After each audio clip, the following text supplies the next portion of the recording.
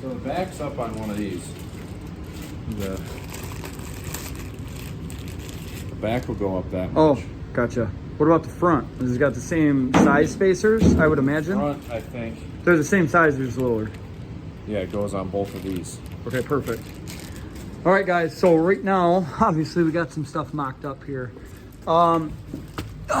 We got the crankshaft spacer in, the trans is bolted on the engine, so that's good to go, torque converters in, and this isn't tight on the sides here, the new cross member deal, but we have the mount and everything snugged up.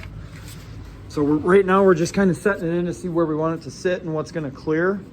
One thing that Phil was saying when he looked this stuff up of how low it sits in there, like this is almost where the engine's gonna be bolted. And look how much, dude, you got like 2 feet. High ramp. High ram for the win. So hood clearance will be fine. We'll be good. Yeah, it's pretty cool. I took a picture. I'll post it up right now because I put the cross member, or like the engine K member, if you will, which is right here. I had that kind of bolted on there and just seeing how good it would fit, and it fits pretty good. So I'll post that up right now.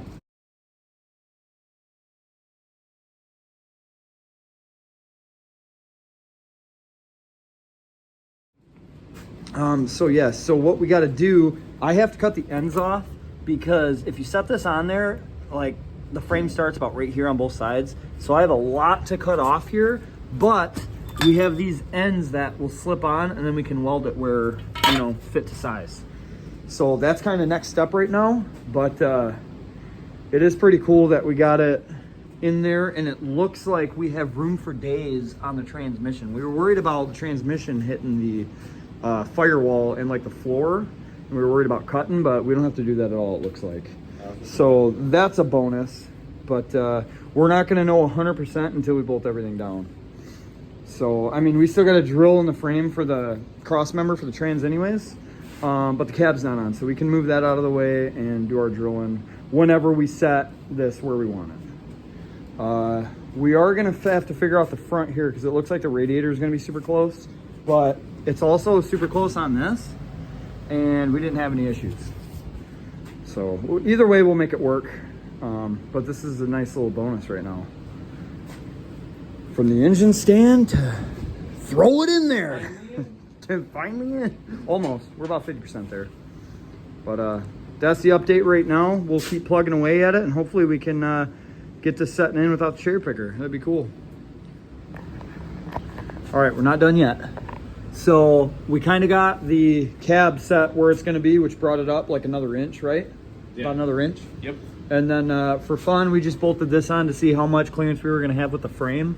Dude, we are barely, if anything, if worst case scenario, we're going to have to notch this out a little bit. And I don't care about that because we're going to box in a lot of this frame anyways, just for rigidity. But that's it right there.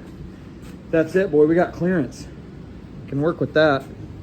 And that clearance. Yeah, and then here's that piece like I was saying. So tomorrow we're going to cut this, slip these on, and get that bolted in. It'd be cool to get the engine bolted in tomorrow and just let it sit where it's going to be.